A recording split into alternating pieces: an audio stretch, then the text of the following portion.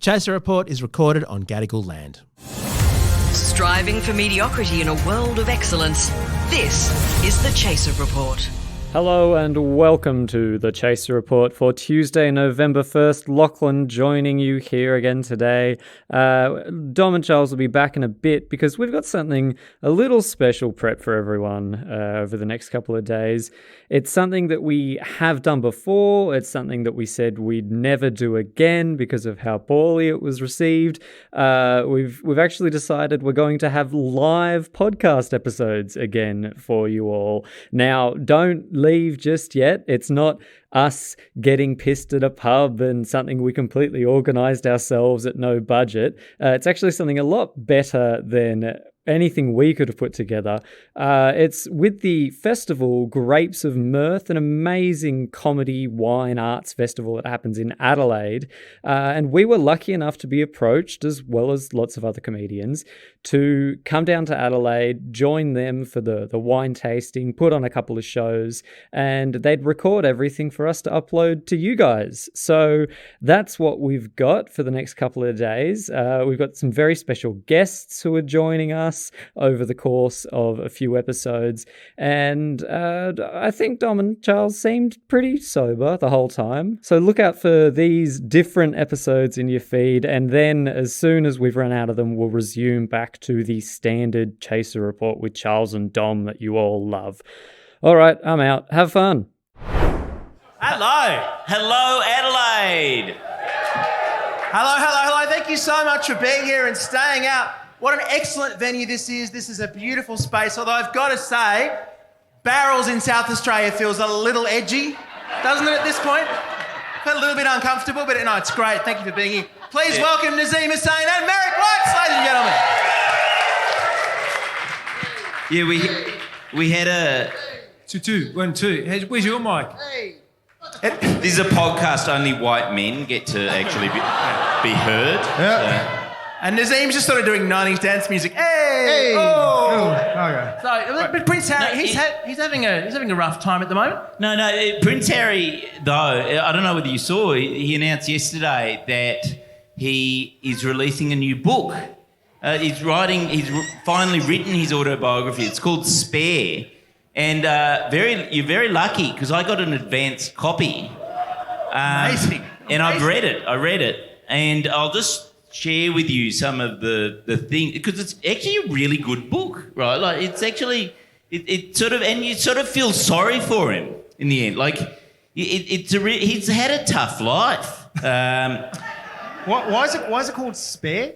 So the thing is... Because that's what he is. He's a spare. The heir and the spare, right? Spare heir. Because if William, the more popular one, if he has a tragic accident, Harry's off the bench. Right, he's a backup. There's a backup. Not anymore. He should be called a pizza cutter because, like in the back of your car, you've got tyres, you blow out one tyre. The spare tyre is called the pizza cutter because it's thinner. Yeah. So he's a pizza cutter. Yeah, I think I've explained that well. It actually says on the cover, I don't know if you've seen it, says Spare Prince Harry, which I think when the revolution comes, that's his pitch. Spare Prince Harry. I don't want to be part of the royal family anymore. Fuck those guys. I'm out. But the book actually starts with this harrowing account of the time he had to drink champagne out of a plastic flute. I know. Just harrowing stuff. And then, and actually he goes into it. The whole first sort of section is about all these horrible once he got given the wrong type of wine glass. So he had to be drinking red wine out of a white wine glass. I mean, it was just horrible. But then it actually picks up. So, you sort of go, it's a whole roller coaster thing, because then you get to the Megan part where he meets Megan. And there's all these beautiful, cute details, like Megan and him actually share a Netflix account. Did you know this? Well, that's committed. Yeah, and they argue all the time over how to spend the $100 million the Netflix gave them. And then their morning routines, very different actually, because they come from different backgrounds. Like Megan's all Hollywood. She gets up, runs 5K, has a whole keto diet, like sort of crazy stuff. Whereas Harry's more of a royal, so he just has a morning gin, just like his grandma, and a corgi. Yeah, and a corgi. Yeah. And they Gin and a corgi. They dress very differently, like culturally. Like she's American, so I read she wears like jeans and like sometimes a t-shirt or a shirt, whereas he wears a Nazi uniform. Often. Yeah. Well, that's family uniform. Family uniform, yeah. That's the sealed section, actually. Yeah. And I think every morning he keeps the tradition alive of going hunting for peasants. It's harder to do that in California. But I guess also the pitch for the book that I've read is it's you know that little boy we all saw behind at the funeral behind Diana walking by himself. Beautiful. And we all felt very sorry for him. To be fair though, at that funeral nobody felt like travelling by car. They were all walking on foot. What happened then after that? What's his story? And he ended up marrying Megan. So it was good well for him. It's good, and you sort of think, oh, this guy's been born into privilege. We shouldn't sort of, feel sorry for, or be sympathetic to him. But there's lots of, disciplining the help. The troubles that he has with the butlers is just ridiculous. Like, the butlers will overcook the goose or something. Yeah. And there's a whole chapter on that. Absolutely. And I read a story where one time he was disciplining the help physically, and then Megan rushed in and said, hey, that's my relative, actually. I get it. Happens with men, we'll eat all the time. People confuse. Yeah. Naz, have you got any opinions on the royal family? No, I'm entirely neutral. We can stop recording for a second. No, what are your opinions on the royal family? No, but look, I do admire what he's done. He's part of this terrible tradition, this really old tradition. He's moved away from it and gone to California to make money with the sweat of his honest labour, dishing dirt about the tradition in his family that he's part of. Yes. It's just an honest day's work selling stories about the rest of his family. And the end is great, actually, because that's the part where he ditches the family. And he also, at the same time, he ditches that rule that they have in Britain where he doesn't have to pay tax on any of his inheritance. And he pays all the tax and... Oh, no, wait a minute, that didn't happen. No, sorry, yeah. But, look, I think we should... we've been a bit harsh, but we should feel sorry for Harry. Yeah. He's part of and this is true, he's part of a minority group that has suffered. Yes. Has done it really tough. It's gingers. Gingers, exactly. We suffer. We're basically going to go extinct. You're basically vampires. Yes. You have to hide from the sun. It's horrible. Yes. And Keep being mistaken for albinos. He's very emotionally distant from his father and also from King Charles. Oh! It had to be said. I do feel a bit sorry for the guy. Like he had to break up with his grandma over the course of like a year when he married Megan. He had to, she cut off the money, and that would be a very masculine. Like everybody found out his entire source of income was his grandma paying him. I can't imagine him just hanging out with his mates going, next round's on me, boys. And everyone's like, is it? Or is it on your grandma? No, it's my money. He puts down the money and his grandma's smiling on the money. And always looked really hot. Like she never updated the profile picture. Like she was always 25 in that photo. How would he be like in a strip club in the UK where he's just going, there's a shower, the money, oh, it's Nan. I've just put 50 Nans in your knickers. Yeah. Oh, sorry. And you were just saying, Naz, that she didn't update her profile picture. She was catfishing the Commonwealth. Can you imagine? Yeah, on Tinder that would have been very awkward. Dude, he's sold the book. He's there's the Netflix shows coming out. They're apparently trying to tone it down because after the Queen died. Oh, is there a Netflix show as well? I thought that they just took the money and didn't do anything. Well, that's just the awkward thing is they did this very critical show and the Queen died. I mean, who saw that coming, right? And then... And then it was like, oh shit, we got to we can't be critical of the Queen, even though that's what we sold Netflix. So it'll be a very special edition at the Crown when their show comes out. Yeah, I mean they did they cut off money from the royal family. They let go of their titles. They announced to the world they're going to start earning an income, and that was like front page news for a year. But imagine if any other day of the week someone came up to you on the street and was like, oh my God, did you hear the news? There's a couple in their 30s that have decided to move out of their grandma and grandpa's house, get off the dole and apply for jobs. You'd be like, mate, does it look like I give a shit about what happens in Salisbury? I don't care about... which I've been told is the shit suburb here. Yeah. Hey, nice local reference. Nailed it. Or Elizabeth. Or Gawler. How do we feel about Glen Elg? Because fuck those guys. Can I say, Mez, I'm very glad, just on being a bit local, I'm so glad that we're here this weekend because there's talk of nuclear war, isn't there? I mean, the people are genuinely, Joe Biden saying it's quite possible that Vladimir Putin could bomb somewhere. Way to bring down the room. But I'm not bringing it down. Let's have a conversation about that nuclear war thing that's about to happen. Because we're in the best place we could be, right? He's probably not going to bomb Australia.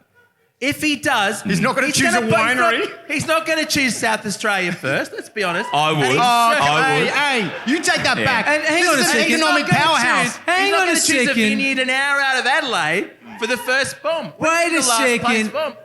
You have underestimated the desire and the passion for South Australia and bombs. Like seriously, the English came here and the first bombs they dropped were in South Australia. Wisely. They came here and they tested atomic weapons. We didn't even ask them.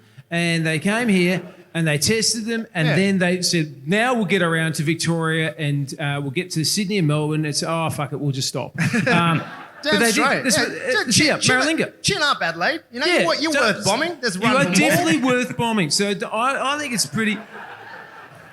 But only for 2 weeks a year. Actually, during festival time. I've been amazing. I've been to Hackham West, and that's a local reference, isn't it? You'd blow that place up. I'm not sure about... Maybe you should edit out the bit where I said, hey, chin up, Adelaide, you're worth bombing. I don't know if that's good for my brand. It's just, you know what you should do? You should just edit out everything else in the podcast and just isolate that part. This is all Nazeem had to say.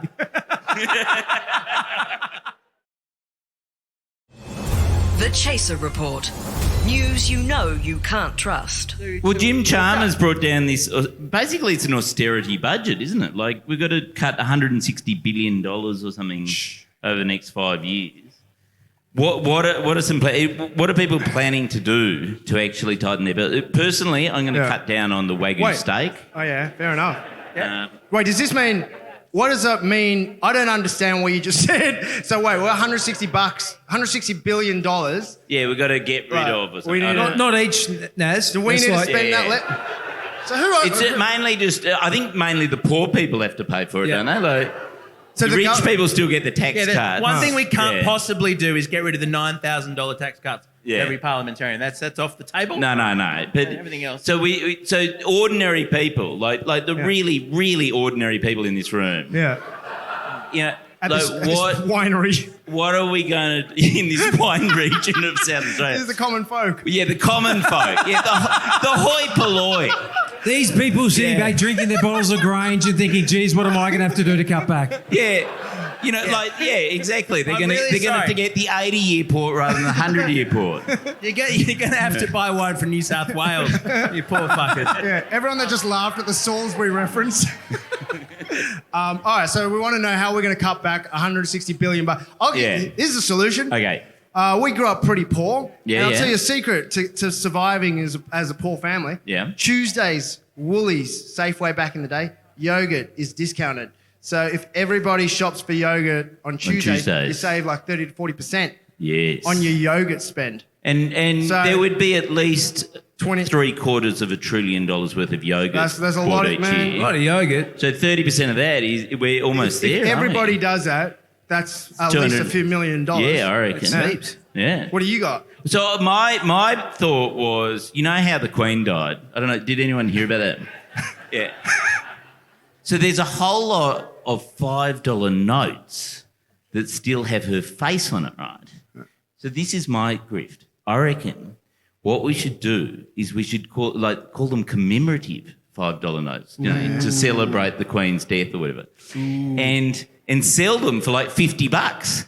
Yeah. We tenfold our money. Well, no. They're just like that. Australia's money so supply goes up by tenfold. So sell them back to... Sell them to the UK. Tell them to the Brits. They'll love it. They'll Oh, wow, the Queen, she's dead. $50 for a commemorative dead Queen note. Or sell them to Prince Harry for stripper dollars. That'll work too.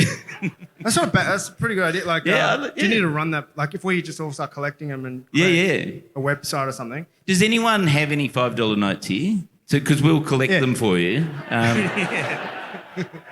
I don't know how we can implement this on a large scale, but if you park at Melbourne Airport, I am. even for a week, terminal parking right at the front. Yep. And then you come back to collect your car, and normally you pay, that's like a couple of $100. Yeah. But instead, you can say, I lost my ticket. It's only a $50 fee for a lost ticket, and it's $50.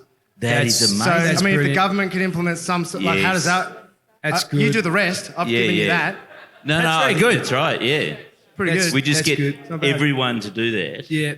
Or, when you go to park for as long as you like, and then when you're leaving, just drive through the fucking barricade. And that's saving. That's another saving. Yeah, because you're not even paying $50. You're not paying in. Yeah. So if the whole country did that, Yeah. So there's that's- 20. I studied economics. Yeah. Oh, hang on. No, that was you. You studied economics. Oh, yeah. Which one of us? One of us did, didn't we? I did it. Did you study economics? I did law. Hang on a second. I'm pretty sure you studied. Yeah, I economics. studied economics. You did, didn't you? You did. I didn't. What you keep telling? Are you some sort of Jedi? No, I'm deadly serious. Did you study economics? Are you having what did you an study? actual episode right now? I didn't. I've said it 3 times. I don't. One I of us didn't. did, and it wasn't It me. was you. It was you. Oh yeah, I studied. I've studied heaps. I did year 11 twice. I am not known for studying. Oh, did you study home economics, maybe? It's the one with the muffins. Yeah. Yes. Sorry, apologies. That's my bad. That is my bad. My son, my 14-year-old, is doing home economics at the moment. Yeah. And they got given the task, this is honestly true, they got given the task of toasting bread. Right? He's fucking 14. and he puts the bread in. Wait. By they, He's at school. was it just your son that got given that task? And if so, you're a shit dad. The remedial. Everybody's doing this. You take this homework home. Oh yeah, Dad. Everyone had to. And the whole class got, given this task. And guess what happened? His bread not only burnt, it caught on fire and they had to evacuate the classroom. Wow. How do you fuck that up? Sheesh. Parents, I'd say. It goes back to that. Yeah. But hang on a second. So he's 14 years of age and he's studying home economics, which is about how to run a household and bills and accountancy and as much as anything else, right? So he's doing home economics as a 14-year-old boy at school, and he's learning how to make toast as opposed to trying to figure out how many boxes of Kleenex tissues he's going to go through in a week. Because he's a 14-year-old boy. And I'll give you the answer, 11 boxes. Actually, 14-year-old boys do need some cleaning skills. That's true. So cleaning. Cleaning up after. Yes. Okay, I think we got it. I mean, having known Charles for a very long time. Charles is currently traumatized. He's just thinking about his Hopefully- Kleenex bill. You made the Hopefully entire Hartley audience doesn't listen to this episode. No, I was just thinking he does go through a lot of socks, though. And you've been missing some saving socks too. Let's move on This from... is a highbrow podcast. Yeah, I think. yeah. It's very- I've come to realise that. So other ideas, I was thinking, how the Navy costs a lot of money? How the whole of Adelaide, that we used to just give Adelaide all the money to build the shipbuilding. submarines, even though we this could will have be easily popular. bought them off the shelf, overseas for so much less, And I was thinking what we should do is go a step further than, the AUKUS deal where we're buying them in 20 years' time from the US. And we should just, do, Uber for the Navy. You just literally, you just... Because you can get everything on Uber. It's sort of... Their whole ad at the moment is you can get anything on Uber. So you get the Minister for Defence to basically kind of be an Uber operator. Yeah, and you just scroll down and instead of getting Comfort or Excel, you get a submarine. Boom. Uber X Black Navy. Yeah, Black Navy, exactly. Well, they've Secret. there's a website called Empty Jets because there's a lot of chartered flights, private planes that fly one way, someone's booked them, but then they fly back empty. Yes. And so if you go to emptyjets.something.com and you can pretty much get them cheap on the way back. What's the Navy doing while we're not bombing places, doing stuff? Yeah. It's empty. Oh, so they could bring boats. people back. So we use our existing fleet. Yeah. We become the Uber of the world. So say Russia wants to invade. Yeah. Well, actually, that wouldn't work. Yeah, no. China wants to invade Taiwan. Yeah. We rent out our subs. They order Yeah. There's something to do with like a boat sendbacks. You know what I mean? Like we take what if- people what if back. you- If there's a boat Yeah, sent back, 'cause- Peter Dutton will be in it. That's for sure. What if the Navy, right, goes to intercept some boat people to stop them from coming into Australia, right? They do it. They send them away. Job done. And they go, well, that's good. Now we're going to spend all that fuel getting back to Australia. Who wants a lift? Yep. And, Yes. It Yes. just creates a and job. then this happens to be a whole lot of boat people who wanted to get to Australia anyway. And they're Yeah. like, fuck, you're not going to believe this. it But on. we were going there. So, And you can see how charge a the- lot. You can charge a lot. Well, Like, you can- people who are fleeing their lives will cheap. pay through the nose Yeah. to get out of there. I don't think they'd even need to do that. Like, I reckon they just, like, I think everybody'd be happy because it'd be a good resolution. Yeah, but then what would happen is they get to the border, they get turned back. There's another job for the Navy. Well, there you to go. take them all back again. Jobs for mates. I love this. This is excellent. I'm just worried that when China finally invades Taiwan, there's going to be a lot of surge pricing on the warships. Yeah. Very, very annoying. Yeah.